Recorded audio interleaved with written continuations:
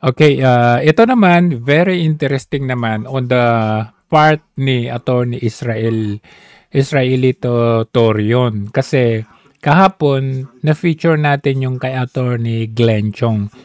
So, dito sa first part, ng kay Attorney kay Attorney Torion, the same din yung explanation nitong si Attorney Glenn Chong kahapon. So, in-skip natin yon kasi parehas din sila yung tatlong proseso at yung pang-apat na mode, no? Yung tatlong mode and then yung pang-apat na mode na ginawa nila, the same din kay Attorney Glenn Chong. So ngayon, skip natin. Dito tayo doon sa more interesting part naman. Other side na explanation and part ng impeachment issue nitong si VP Sara. Pakinggan natin. Very interesting ito. Pakinggan. Torion. Sa kaso ni Vice President Sara Zimmerman Duterte, yung bang proseso na yun ay nasunod? O merong pagkakamali? O merong mali sa ginawa ng Kongreso? Meron talagang mali sa tingin ko. Kasi, alam mo, parang yung hindi pag-refer sa Committee on Justice was really politically planned. Bakit ipaintindi ko po sa taong bayan. Bakit hindi yun ni-refer sa Committee on Justice? Kasi nga po, sa Gutierrez versus House of Representatives decided on February 15 of 2011 in relation with Francisco versus House of Representatives po, which was decided in 2003 or 2004. No? Nagsasabi kasi doon, sir, na kung ang complaint, no, na-file ng isang ordinary citizen or complaint filed by a member of the House of Representatives is included in the order of business within 10 days and referred to the proper committee, mag-operate na po ang 1-year bar rule. Okay? So, kung baga, ang ibig sabihin yan, hindi talaga ito ni-refer din sa what you call this, parang intentional, intentional ito sa tingin ko na hindi ito ni-refer kay para what you call this, para malibog ta ba? Ano ba yung malibog? Maguluhan. Maguluhan tayo kung saan medyo careful ka sa word na libog.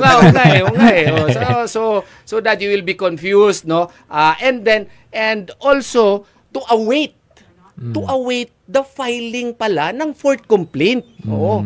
Kaya pala, hindi nila iyon inaksyonan yung tatlo, kaya meron palang fourth complaint. Pero dapat kasi itong tatlo ay inaksyonan na. Kasi pag inaksyonan mo ito, ma-refer na ito sa Justice Committee, ang counting ng 1-year period po will be reckoned from the date when it was referred to the Committee on Justice. Oo. So, kaya hindi inaksyonan itong tatlo. Kaya kung inaksyonan itong tatlo, hindi ma-file yung pang-apat. Hindi ma-file itong pang-apat. Ganon yun. 1-year bar rule. Section 3, paragraph 5 would have operated. Purposely because palang ginawa Section 3, when is an impeachment proceeding initiated? That's the legal question which was decided in Francisco as well as in Gutierrez. So by not filing the first 3 complaints, by not acting on the first 3 complaints, effectively baliwala 'yon. Hindi covered ng 1-year bar rule. Oo. Okay. Sinadya talaga 'yon. So grave abuse of discretion amounting to lack of or excess of jurisdiction. May plano ka palang mag-file Believe ka pala doon sa mga may prima facie. So that only shows na si Marcos talaga nasa likod nito. Purpose pala talaga yun. Is pala, may probable cause pala. Bakit di mo pinail? Bakit hindi mo inunahan? Tsaka ni-refer or kung gusto mo na anong tawag nito na meron talagang probable cause, then you should have done it. Yeah. And they maliciously not acted on the 3 complaints kay meron pala silang pang-apat. Yeah. Okay. Now, can we take that sitting down? No. We could not take that. Okay. Assuming that you play the role of the lawyer of one of the lawyers of Vice President Sara Duterte. Ano ang legal move na gagawin mo? File ako ng petition for certiorari. Actually, nakapag-isip na ako niyan, boss. Papailan ko kaagad, pero ang problema kasi na-freeze yung funds namin nila pastor eh. Lahat namin, pati bank account ko, boss ha, na-include ng mga kasi So hindi kita mautangan. Hindi ka makakautang sa akin. Kasi merong mga cheque, alangan naman lawyer ako, hindi ako mabayaran ng Kingdom of Jesus Christ. Mabayaran ako ng Kingdom of Jesus Christ. Yung last payment sa akin ng Hindi Kingdom of mabudol, Jesus Christ, nakita ng korte. Naku, pati ako. Kaya nga, dito ko po nakita na mahal pala talaga ako na aking misis na maganda. Kasi, maski frozen yung funds ko, mahal pa rin niya ako. Nandiyan pa rin siya. Okay. Ang gusto ko ipaabot, kung mag-file ka kasi ng certiorari, you need to secure certified true copies of the complaint. Ang kakapal nun. You have to pay it. Hindi yun for free. Gastos. Tapos, you have to secure all relevant documents. Ang kakapal nun. So ang action na gagawin mo, certiorari. assuming that you are the lawyer, you file for certiorari Under Rule 65. with the Supreme Court. Yeah, with the Supreme under the expanded concept also, under the 1987 Constitution. There is a difference kasi, legal difference between certiorari under Rule 65 and the expanded concept of certiorari under the 1987 Constitution. Certiorari under Rule 65 only appertains to grave abuse of discretion amounting to lack or excess of jurisdiction of courts, lower courts. Okay, Whereas, i-reverse natin yung sitwasyon. Halimbawa, ikaw naman ang abogado ngayon ni Speaker Romualdez at ng Congress. How will you argue? Ayoko. I will not sell my soul. Ayoko, boss. Bakit bayaran pa ako? Alam mo, kilala mo ako, boss. Oo. Ayoko. Hindi ko Ayaw mo mag-abogado sa kanila. Ayoko maski ilang billion pa yan. Ayoko mag-abogado dyan. Sorry. No, I will not accept it. Okay. I can Halimbawa anticipate nga lang their eh. arguments, but I have counter-arguments to their anticipated arguments. The most But important... you will not teach them how, ha? I will not teach them how. Assuming that everything was done according to the process stipulated in the Constitution, yung bang pag-file ng Congress on the last session day of the Senate, was it legal? Actually, siguro sinadya din nila yan. No? Sinadya nila. Kasi meron kasing provision in our 1987 Constitution that if it is filed, trial by the Senate shall start forthwith. Yun yung word. Yun yung forthwith. word. Okay. Ibig sabihin, right away. Right away. Oo. Pero ang balita ko, na-receive lang yung document sa receiving section ng Senate, but it was not presented in the plenary. Yes. Okay. They forgot also that they also relied probably in the old case, 1950 case of Arnold versus Nazareno, that an impeachment proceeding is not legislative in character and therefore it can proceed independent of the legislative nature of the work of Congress. Yon. Pero nakalimutan sila na may 3 Supreme Court cases na which actually started in Garciliano versus House of Representatives, reiterated in Neri versus House of Representatives, and in Balag versus House of Representatives. And what is this? The Senate or Congress for that instance is a continuing entity as an institution. It exists. But in its day-to-day operations, according to the Supreme Court, it is not a continuing institution. Okay, why is that? Because each Congress is composed of different personalities, of different people. And each Congress is characterized by its own processes, its own legislative in aid of legislation. So, pag matapos yung termino, yung session ng Congress, all of such... You mean the lower house? Yeah, the lower house and even the Senate. All Senate investigations in aid of legislations, all impeachment proceedings na hindi tapos ay tapos. Kung hindi niya natapos, wala tayong magawa. And what did Balag versus Senate state? It states that it even cited the Senate Rules of Procedure that any and all unfinished business, wala na talaga tayong magawa niyan. So, ibig sabihin, maputol ko lang, no? Bawat Congress, magkakaroon ng bagong set of rules. House rules or Senate rules. Anong rule dyan? According to Garciliano, reiterated in Neri case, states that it is up to the next Senate. No? And it should be filed anew. Parang depende na yan sa bagong Senado, and it should follow its own procedures. Ibig mong sabihin, in your interpretation of the law right now. That's the Supreme Court's interpretation of the law. Okay, Supreme Court. In that Supreme Court ruling, kailangan mag-file uli ng bagong impeachment ang Congress? It's up to the Senate how to treat it. But necessarily, by implication, it has to file it. Why po, sir? Ganito po yun. Yung bagong Senado, kailangan nila, meron na naman silang rules of procedure. Kung paano nila gagawin yung kanilang mga procedure. So, kailangan nga, meron ngang Supreme Court decision na nagpa-impeach sila, wala pa pala silang rules of procedure. Sabi ng Supreme Court, void. Paano kayo makagawa ng impeachment complaint? Ano yun? Yung Francisco din yun. Na wala pa pala kayong rules of procedure. It was only published after the filing. The filing. And wala pa dun sa effectivity niya. Kasi 15 days after publication in accordance with Tanyada versus Tovera ruling. So, kung baga, depende na yan sa bagong Senado. Kailangan pa nila mag-publish ng kanilang own procedure. So kung bagong procedure nila, you have to comply with the new procedure. So necessarily, i-refile mo yung complaint pursuant to the new rules of procedure. Yun po ang mangyayari. Ang nangyayari kasi ngayon, June 2 mag-resume po, boss, June 2. yung session. Hanggang June 30 na lang sila. Pero yung session days talaga nila, hindi naman talaga hanggang June 30. Sa pagkakaalam ko, hanggang June 13 lang ata. Oo. So, kung baga, would you have such... assuming na 12 days. Assuming na... Hindi Kulang. kaya. Why? Ang proseso kasi, doon sa Senate rules, the impeachment complaint has to be introduced properly in the Senate plenary. Ano yan sa sa Senate rules, sa majority floor leader. So, an impeachment complaint has been filed. I-schedule pa yan. Scheduling pa lang, 7 days na. O, 5 araw na lang naiunuwan sa iyo. Wala. Hindi yan matatapos ngayon na termino ng mga senador na ito.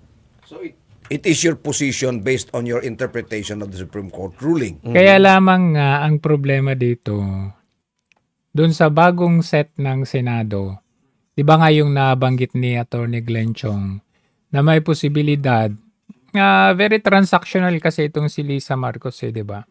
May posibilidad na kakausapin yung mga tumatakbong senador ngayon. At kahit na yung mga tumatakbong congressman. So kahit sabihin nating may refiling, alam nyo naman ang ibig kong sabihin, di ba?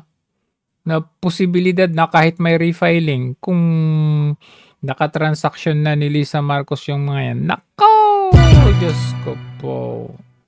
Na since hindi matatapos sa Senado ngayon, no?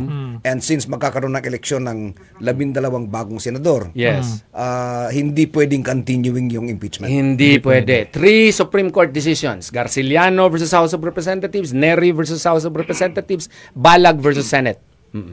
Tatlong rulings. Tatlong rulings po yan. Okay. Yes po. So, kung baga, it's up to the Senate whether they will take it up.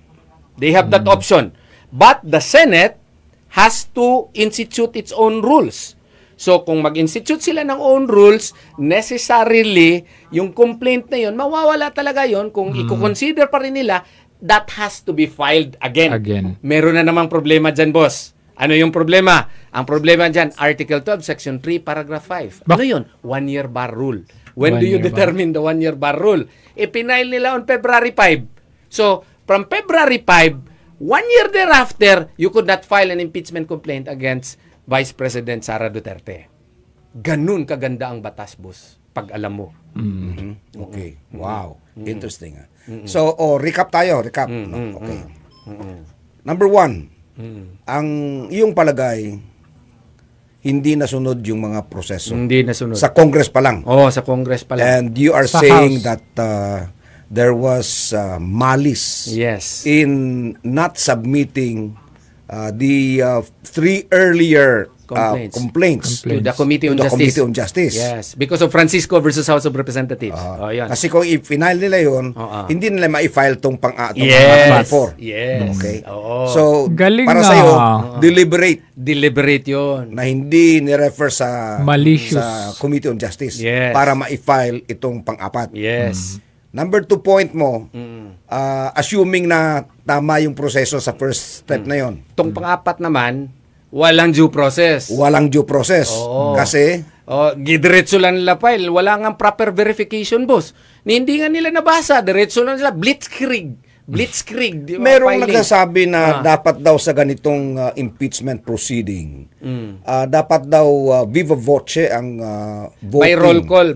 Roll call. Actually, that's section 13 of the House Rules. Pero, in-studyhan ko yan, yung vote by roll call applies only to the first 2 modes of filing.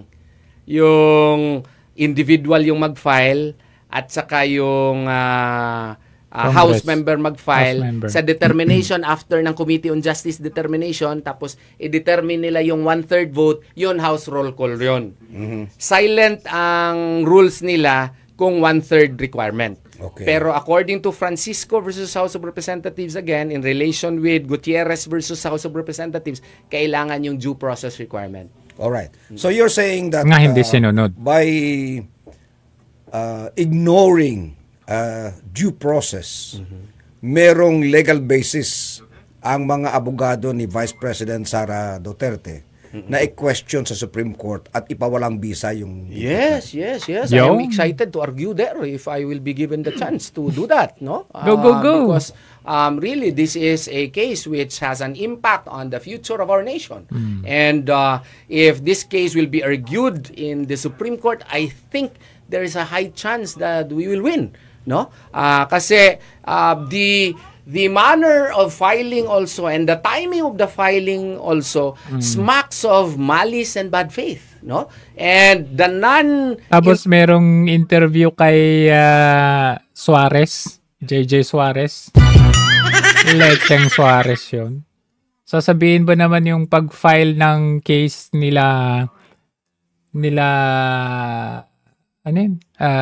Congressman Alvarez, nila attorney Vic Rodriguez, kaduda-duda daw ang timing? Hindi ba sila yung kaduda-duda talaga? May apog pa silang magsabi na may kaduda-duda daw yung pag-file nila ng case. Dahil daw ang issue ngayon na impeachment. Hindi, ang issue ngayon bycam. Yung vice cam ninyo.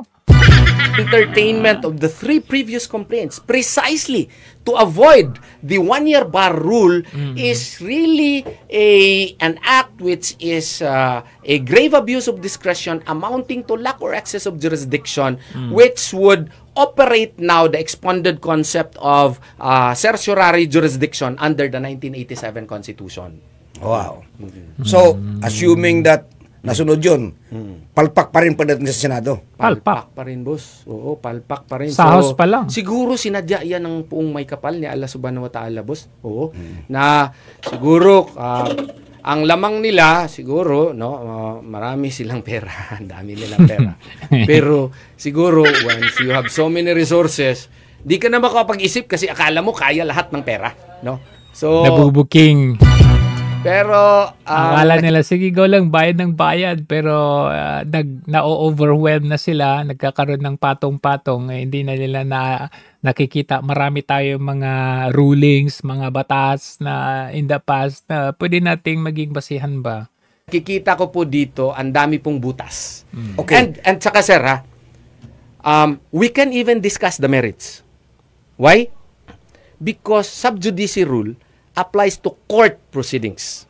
This is a case which affects the entire nation. And Yep. this is a political process. Yep. So therefore, the people have the right to discuss Okay. even the Yon, merits of the sige. case. Since Let's binuksan mo yung discuss. pintuan na yan. Yes, Ah. yes. Oh. Okay. Pandora's box opened. Very good. yes. Since binuksan mo yung pintuan na yan, wala palang subjudice rule. Walang subjudice na rule magpo-cover dito. sa Oo. mga bagay-bagay na ito. Yes. Oo. Okay. Oo. Could you please tell our listeners and viewers, ano yung mga kaso na ipinal nila against Vice yung President? ano daw? Isa-isay natin.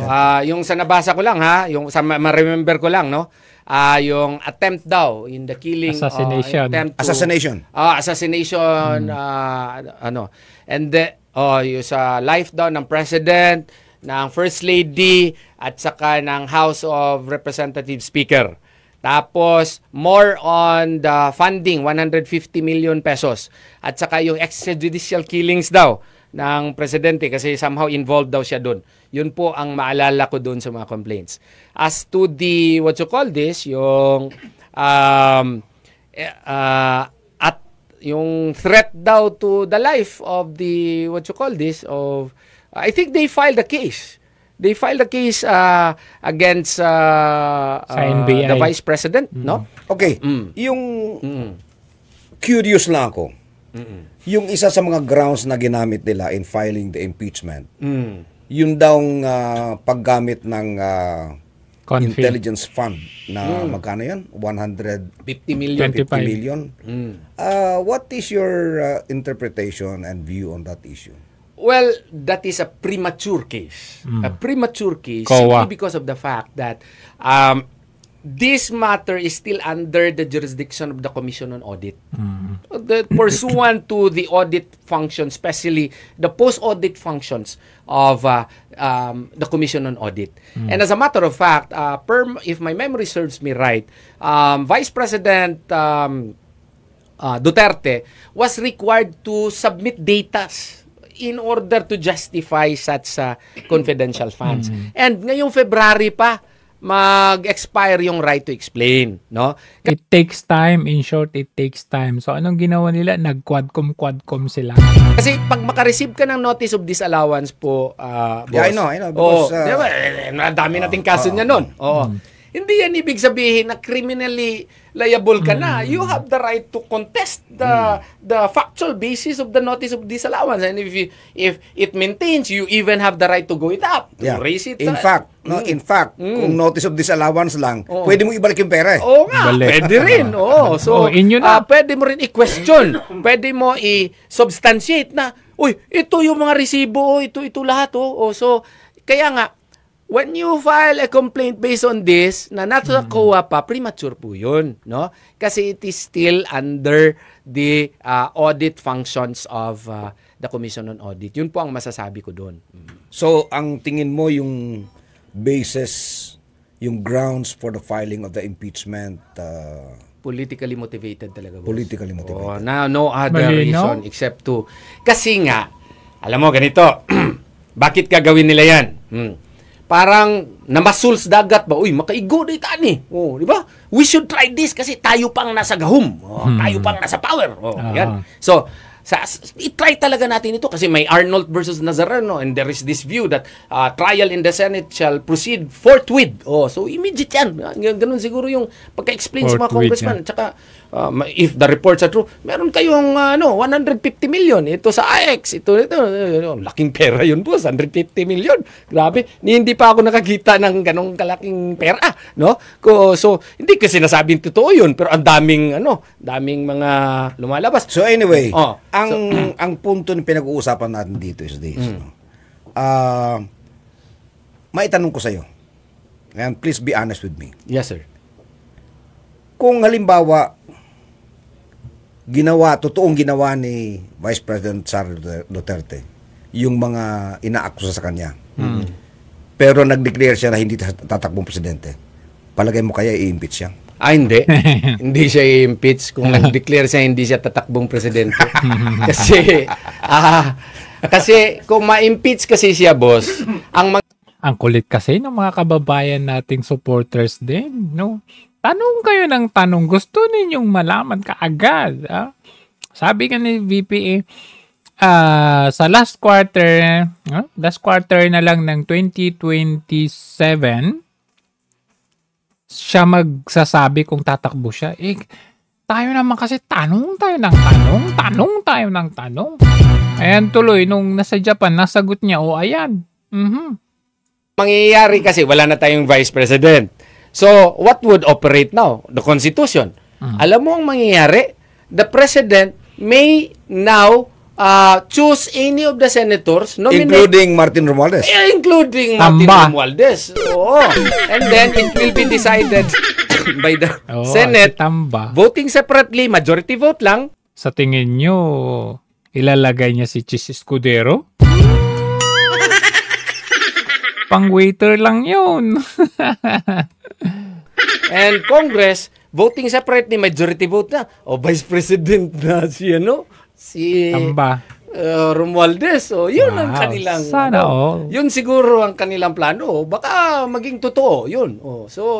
Pero the people, nanonood po ang tao. So tingin ko doon nga sa amin sa Davao del Sur, yung aking kaibigan ko man yun, yung kanya mga poster tinanggal dahil sa galit ng mga tao. Kasi sobra na, grabe na ito. And we should speak out, even if they are friends, and even if my wife is telling me not to talk about it, but I should talk about it because this is a matter of national concern. All right. Hindi lang national concern, future generations concern. Anak, apo, kaapo-apuhan. So, mag-recap tayo. Number 1, yung pag-file ng impeachment case against Vice President Sara Zimmerman Duterte was rushed. Blitzkrieg fashion. Blitzkrieg. Giras, minadali. Okay. Number 2, sa punto mo, and you explain this very well, hindi sumunod sa proseso. Number 3, yung Senado, wala ng oras para i-tackle itong impeachment case na ito sapagkat babalik sila ng June 2 and then they only have about 12 days of session days. Number 4, sinasabi mo na hindi ito itatakal ng next Senate because citing, what provision was that?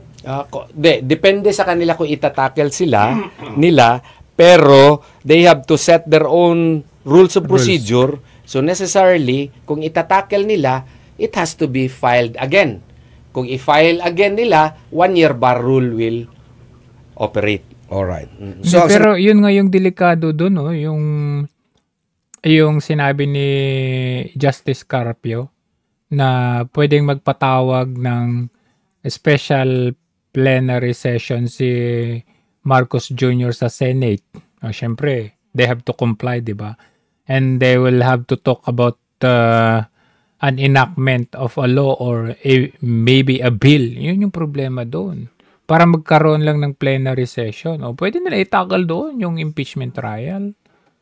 Yun yung delikado dito. Nasabi mo is whatever is the scenario, it looks like itong impeachment case na ito is all show. Fireworks. Yes. Pero baka kung hindi tayo magmamasid and we will not fight for our rights, baka i-railroad. Kaya nga, we have to speak up. Alright. Very good. Kaya tama lang yun na may sinabing ganun si Justice Carpio at yung mga ibang mga abogado. At least mababantayan natin. Diyan na po tayo magtatapos at mahalaga yung mga sinabi ni Attorney Torion dito. Paglabag doon sa procedure. Ayun na-recap din naman ni former Sec Manny Piñol. Ayan, paring Gob. Yung violation, tapos yung yung hindi sinunod, yung rules at yung bagong Senado, yan yung pag may bagong Senado, may bagong set of rules na naman, itong 19th Congress, hindi nila matatapos yan.